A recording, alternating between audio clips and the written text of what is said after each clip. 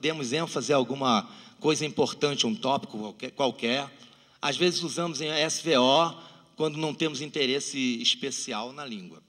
Quando escrevemos, convém escrever SVO, para evitar exatamente isso, as ambiguidades, as possíveis interpretações, e vai ter, as possíveis interpretações vão aparecer, mas, em princípio, você está escrevendo alguma coisa que deverá ser entendido assim, tá?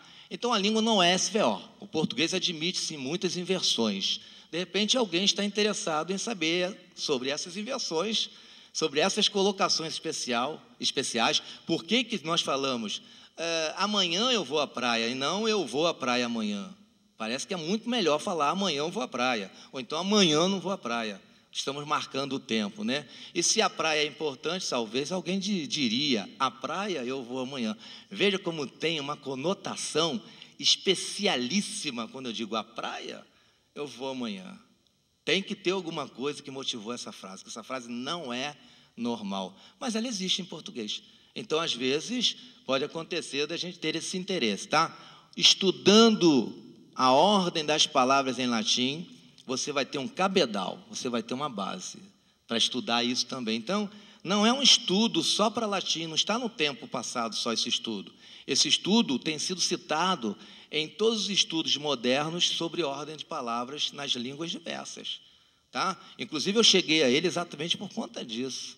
Eu descobri que ele existia porque, num estudo de ordem de palavras sobre o português, estudando Eunice Pontes, por exemplo, o tópico em português está citado. Então, ele é citado lá também. Então, é importante a tradução desse livro por essas duas razões. Porque o livro está esgotado, é em francês, o aluno tem que saber ler em francês e nem sempre sabe. Não sei onde ele vai encontrar o livro, ele só vai ter que correr atrás de bibliotecas de universidades importantes, nem todas têm. Ninguém tem esse livro, então eu trouxe a tradução para que esse aluno tenha condições de poder ter conhecimento dele. E segundo, porque o conhecimento dele, o tema que ele aborda, é muito importante para os estudos atuais também. Essa foi a minha preocupação. Então, eu acabei vendo que Morozov faz uma descrição das estruturas da língua latina com ênfase na colocação das palavras dentro dos diversos tipos de grupos sintáticos. Ele vai trabalhar todos os grupos sintáticos. A minha tese vai ser, eu vou me preocupar somente com o grupo nominal, hein? Ele aqui trabalha todos eles. É claro, de uma forma sintética, né? E uma tese, você tem lá umas 120 páginas para tratar de um determinado tema. É claro que eu queria tratar disso tudo, mas a própria orientação disse para mim, nossa, você vai dar conta desse trabalho? Para quantos anos esse trabalho? Limita mais esse trabalho, faz um corte. Assim, um corte, como? Pega um sintagma, trabalha um sintagma, se vai dar pano para manga, se olha, quem tem mais experiência do que eu, né, naturalmente, o orientador falou, olha, vai dar panos para manga, hein? Então, eu estou preocupado apenas com o sintagma nominal, mas Morozov fez uma síntese de todos os sintagmas, todos os grupos nominais. É o objeto de estudo deste ordem de palavras em latim. Morozov procura descrever a formação das diversas estruturas dos grupos sintáticos da língua latina. Para isso, diferentes formações encontradas em obras de diferentes autores latinos são citadas. Ele não trabalhou apenas com poesia, não, com prosa, não. Ele trabalhou aqui tem exemplos de diversos autores em prosa e em poesia, e fez comparações, como ocorre na prosa e como ocorre na poesia. Eu também vou procurar fazer isso só com sintagma nominal. A ordem dos constituintes das diversas estruturas, então, em todos os grupos sintáticos. Em cada item relacionado a um grupo sintático específico, outras ordens são apresentadas, seguidas de comentários críticos e de justificativas de naturezas diversas. Naturezas do tipo estilística, às vezes a explicação dele é para mostrar que a intenção do autor foi estilística. Métrica ou sintática. Logo, a presente obra pode ser considerada um tratado de estilística e de sintaxe da língua latina. É isso que nós vamos tentar mostrar para vocês, e ao mostrar, é claro que eu não vou fazer uma leitura literal do livro, vou procurar ler algumas coisinhas que são interessantes e dar algumas explicações a respeito. Não vou dar nenhum exemplo em latim, porque seria abstrato demais, né? eu teria que ter eu teria que ter preparado alguma coisa para projetar para vocês. Então, a minha intenção é, na verdade, mostrar como ele foi escrevendo sobre determinados assuntos. A introdução eu vou ler porque ela é pequena e interessante, e depois, então, nós vamos ver cada grupo, um pouquinho de cada grupo. Vamos ver se a gente consegue fazer isso em 45 minutos, tá, Zé? Então, eu já gastei, 20 minutos. O latim é uma língua de construção livre, como fato. Aparece imediatamente a confrontação com o francês, com o português, ou com o alemão, ou com o inglês. Ao passo que usamos obrigatoriamente, sob pena de mudar o sentido, se invertermos a ordem. Então, aquela frase, lembra, simples que eu fiz? Pue, puellae, flores, dat. Eu poderia inverter e eu teria, já que é prosa, né, eu teria o mesmo significado, né? Ele dá uma frase desse tipo e dá as diversas possibilidades de ordem, né? O jogo de flexões para indicar qual é o sujeito, qual é a regência do verbo. Embora, se em latim a ordem das palavras é livre, ela não é indiferente. A escolha da construção é determinada em cada caso particular por considerações muito diversas, de uso, de sentido, de estilo, de ritmo, que é difícil de reduzir em sistema, mas que possibilita a observação de certas leis ou tendência. Então, a primeira coisa que ele pensou para poder comparar e fazer comentários é que o latim apresenta, de fato, uma ordem que eu posso dizer natural. Assim como a gente tem dito que o português tem uma ordem natural, SVO, eu posso dizer que o latim tem a seguinte ordem natural: nominativo, advérbio ou locativo, dativo, acusativo e verbo. Mas eu estou cansado de encontrar frases que não são assim. Tudo bem, aí vai ter uma motivação qualquer. Mas, em princípio, até nós, professores, quando estamos dando aula e queremos formar uma frase, a frase que formamos é sempre essa. Se queremos dar 2 complementos para os nossos alunos, como eu fiz aqui, eu vou fazer assim, vai começar com o nominativo, vai ter um dativo, um acusativo e meu verbo. Por quê? Porque isso é canônico. É assim que o latim normalmente apresenta naturalmente as suas frases. Então, a ordem natural é essa. Isso não quer dizer que essa ordem vai se impor sempre. É o autor que vai determinar qual a ordem. Por quê? Porque o latim é uma língua de declinações e permite fazer inversões, deslocamentos monstruosos. No verso, na Horácio principalmente, você tem uma frase e lá dentro da estrutura, um acusativo, é constituído de um sintagma nominal complexo. Eu diria, um determinante do tipo pronome, em latim. Pensando em português, você pode ver isso também. Um núcleo substantivo, um genitivo ou um adjetivo. A ordem seria determinante, adjetivo, se ele for qualificativo, e o substantivo. Mas eu montei um verso, uma estrofe. Pasmem vocês, estou traduzindo, encontro o meu nominativo, meu verbo está até lá no final do meu verso, encontro o núcleo do acusativo, mas vou encontrar o meu determinante pronome e o meu adjetivo em 2, 3 versos depois, que é uma loucura. Eu acho isso uma loucura.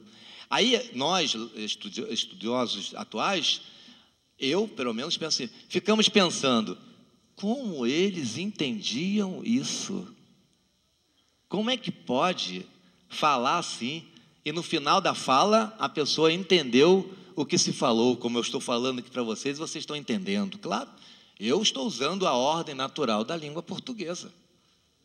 Então, eles também usavam lá a ordem natural da língua latina. E quando havia essas inversões, Rousseau diz, tem uma motivação e você encontra isso em Horácio. E a motivação é, eu vou tentar até provar isso, estilística. É um metro que faz isso. Ele tem um objetivo, formar o metro. E, às vezes, um pronomezinho de 4 sílabas, que pode, vamos botar de 2 sílabas, que pode criar um pé tipo de pé diferente que não vai se enquadrar no meu verso. Não tem verso para aquele pé. O ritmo é longa, breve, longa, breve, longa, longa, breve, breve, longa, breve. Não vou conseguir fazer isso. Então eu tiro ele dali e jogo para o outro verso. Se ele se encaixar, tudo bem. Se não, eu jogo para o outro verso. E aí, na tradução, como é que a gente faz? Olha a preocupação. Estou traduzindo, aí eu traduzo aí, daqui a pouco eu encontro uma palavra no segundo ou terceiro verso que tem a ver com o núcleo do acusativo lá em cima. É uma coisa incrível, é absurda. E eu fico pensando, como é que o leitor entende aquilo? Deveria entender normalmente, né? Eu acho. Então, o latim permite isso por ser uma língua de declinação, mas sempre vai ter uma justificativa. O risco nessa matéria é o de raciocinar a priori, pretendendo explicar os fatos em nome de princípios supostamente universais, independentemente da língua que se estuda. Esse método, muitas vezes, viciou a investigação da ordem das palavras e difundiu erros. Então, você pensando que o latim, por ser uma língua de declinações, ela é livre, muitas teses aí foram levantadas a partir desse equívoco. Então, a tese é um equívoco. No momento que você acredita, de fato, que o latim, por ter declinações, é uma língua de ordem livre, você vai criar uma tese em cima dessa crença. Essa crença é furada. O latim não é uma língua livre, de ordem livre. O latim tem a possibilidade de movimentar, tem a mobilidade dos elementos, né, estruturais. A colocação pode ser livre, sim, mas sempre se faz com um objetivo. Então, não é livre, ela não é indiferente. Ela pode até ser livre, mas indiferente essa liberdade não é. Então, tem que se justificar o porquê de colocar aqui ou lá. As explicações comumente invocadas são essencialmente dos seguintes tipos. Princípio da ordem dita natural, que consistiria em reproduzir, pela disposição dos termos do enunciado, a ordem própria dos eventos. Assim, na estrutura tal, em latim, pense naquela que eu dei para vocês, pode-se notar que a menção é referente ao elemento que é dado lá na frase, né, flores, né, precede, vem depois, como eu fiz para vocês, o acusativo vinha depois do dativo, então eu vou tirar essa expressão daqui. Pospõe o elemento que recebe as flores. Isso vai ter uma explicação. Então, ele vai dando toda essa natureza de um princípio de ordem natural. Segundo, na falta de uma sucessão cronológica, às vezes acontece isso por cronologia, o pensamento é montado em cima de uma subordinação, né? Eu me lembro até da minha orientadora no mestrado, que dizia para mim, a gente tinha como uma especialista em sintaxe, Eneida Bonfim, que só escreveu um livro, né, Zé? Só o advérbio, né? Vocês conhecem da Ática, o livrinho pequeno?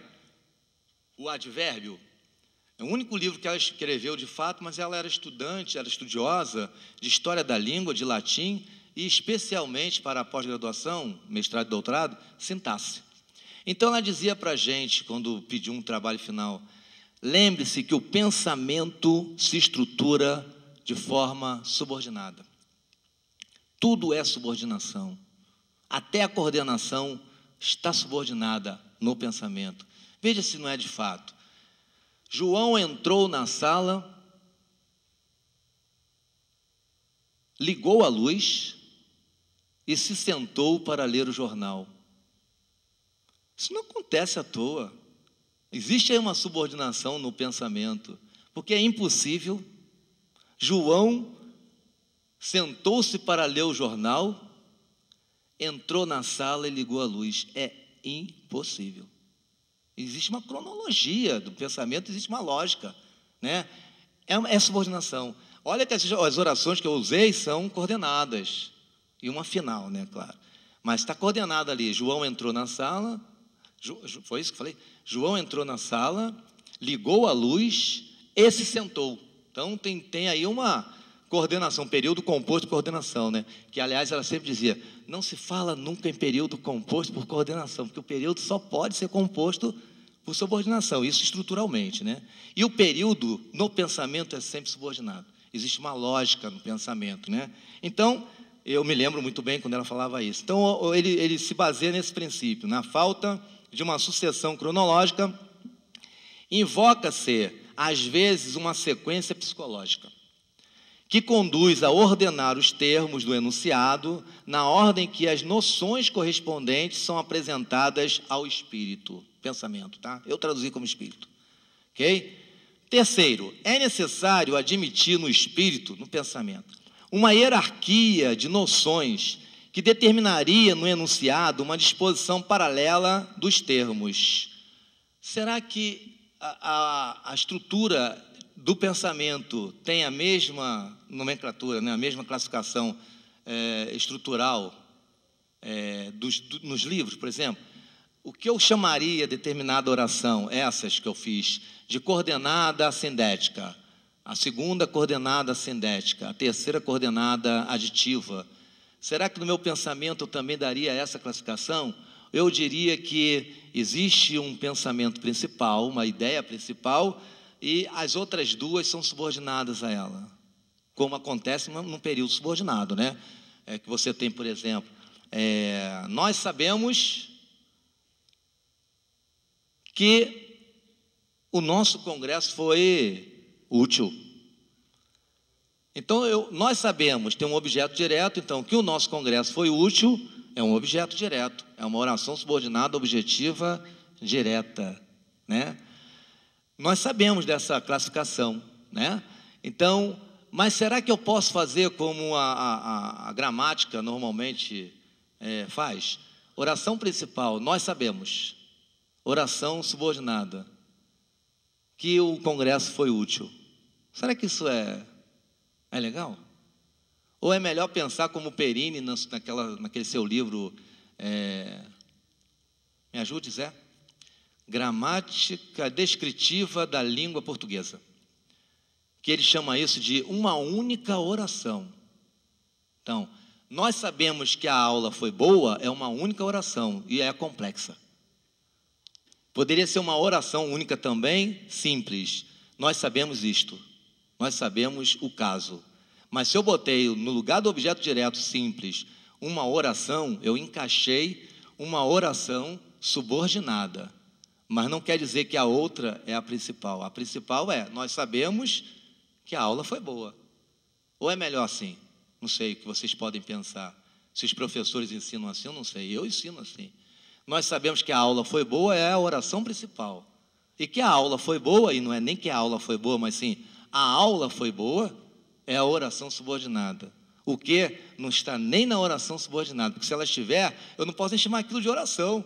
Se começa com o quê? Como é que é uma oração? A oração é só sujeito e predicado. O sujeito pode até faltar, mas oração é sujeito e predicado. O que não entra na oração subordinada? Perini tem razão, na minha opinião. Então, Perini trabalha no capítulo 8º, podem conferir lá depois. Capítulo 8º, a oração complexa. E aí a noção dele é essa, né? Então é importante conhecer esse princípio. Quarto, faz-se necessário, além disso, admitir que a ordem das palavras tem necessariamente por efeito de indicar o valor respectivo dos termos, quer dizer, de realizar realces. 5. Explica-se, enfim, de bom grado, a escolha da ordem pelas preocupações de harmonia ou de eufonia, pela tendência de realizar certas formas estruturais, como paralelismo, aproximação, quiasmo. Em particular, no enunciado versificado, evoca-se ou a comodidade métrica ou um favor que se atribui à posição inicial ou final do membro. Essas considerações não são pontos a se desprezar, mas elas não atuam senão como o fazem numa língua de construção fixa, uma vez satisfeitas todas as outras razões determinantes da ordem. Então, ele vai questionar esse tipo de colocação de palavra a partir desses princípios. Então, ele vai para o grupo nominal, que é o que me interessa realmente para a minha tese, mas aqui ele iniciou exatamente com o grupo nominal. Grupo nominal é aquele que tem um núcleo substantivo e um periférico, né? Um sintagma. Um dos grupos nominais a ser estudado, em princípio, é o adjetivo atributivo, um dos elementos. Então, ele diz que o adjetivo atributivo, a determinação transportada para o adjetivo pode ser de dois tipos, de qualificação e de discriminação. Em latim, o qualificador vem antes do substantivo, né? O descritivo vem depois do substantivo. Então, isso é normal no latim. Ah, mas eu já vi adjetivo antes do substantivo em latim. Já vi adjetivo depois do substantivo. Sim, se ele determinar, se ele qualificar é uma coisa, se ele determinar descrevendo é outra, né? Então, não é aleatório isso. O fato de ter um substantivo adjetivo ou ter um adjetivo substantivo não é aleatório. Tem um porquê disso. Ele dá suas explicações. Mostra o que são os descritivos e os qualificativos. Depois ele trata do realce por inversão. Então, ele trata a inversão. Então, quer dizer que pode acontecer do qualificativo vir depois do substantivo. Deveria vir antes. Se não vem antes, eu tenho que estudar. Eu tenho que ter um olhar para ele, porque ele deveria estar antes do substantivo. Se veio depois, eu vou justificar, e ele diz, então, que existe um realce por inversão. Esse realce, ele vai discutir aqui, que pode ter sido simplesmente para a montagem do metro. Se eu botasse o adjetivo na frente, eu não teria esse ritmo característico, longa, longa, breve, breve, longa, longa. Então, eu mudaria o ritmo do verso, então, eu inverto sim, para manter. E ele justifica. E, às vezes, como eu disse, o realce é a própria palavra, é semântico, é uma semântica diferente que vai ter. Realce por disjunção. Será que tem que ter um objetivo? Em vez de colocar em português, para vocês entenderem, a minha casa linda foi cara. Será que tem algum motivo? Em latim é possível. A minha casa foi cara, linda. Em português isso é impossível. Isso não existe. Em latim isso é possível. Será que tem algum motivo de jungir um elemento do sintagma nominal que deveria ser a minha casa linda?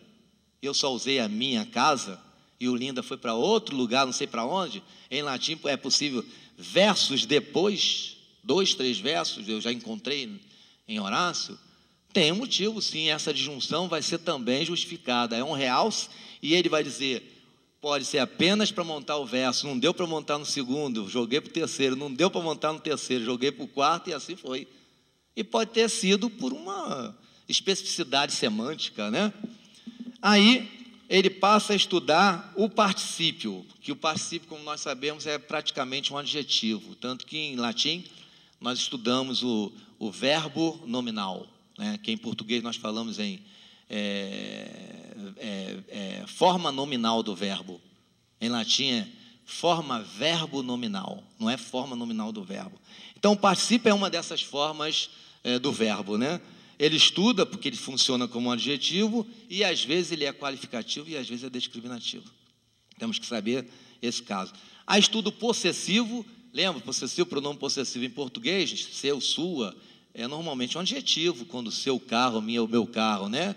Então, ele vai funcionar como adjetivo, tem que se estudá-lo como um possessivo adjetivo. Em latim, nós normalmente falamos em adjetivos. E aí, ele estuda o demonstrativo, estuda pronomes diversos, várias situações de pronomes, e numerais, e vai trabalhar o sintagma verbal. Aí trabalha o verbo. Como é que se trabalha? O que acontece com o sintagma verbal? Qual é a posição do verbo numa estrutura? E aí ele trabalha primeiramente um verbo que tem como classificação ser um verbo atributivo, que nós chamamos de cópula em português, ou verbo de ligação, ser, estar e ficar. Em latim, o ser é muito importante. E aí ele trabalha a colocação desse verbo ser. Será que ele, por ser verbo, também vem em último lugar? Sim. Não fica estranha, não? Já que a estrutura nominal com o verbo cópula, em português, né, tem que ter um sujeito, verbo, que é de ligação, e um predicativo do sujeito. E em latim é nominativo, tanto o predicativo do sujeito quanto o sujeito. Não é esquisito não botar dois sujeitos, dois nominativos, um do lado do outro, e o verbo no final? Será que eu não vou traduzir mal isso não, se for adjetivo? É o que nós fazemos normalmente. Você tem uma estrutura do tipo puella, pulcra est. E, às vezes, você traduz, a menina bonita é, ou a menina bonita existe, ou a menina bonita está, aí fica procurando alguma outra coisa, e é tão simplesmente, a menina é bonita. Mas, por estar ali do lado, né, às vezes o aluno diz para mim, a pessoa não poderia ser? Poderia, mas é uma estrutura com cópula. O verbo está no final, mas é um verbo de ligação. Em português tem essa nomenclatura, em latim não. É um verbo atributivo. É um verbo que tem 2 nominativos na frente. Essa é a ordem normal. Pode acontecer em latim,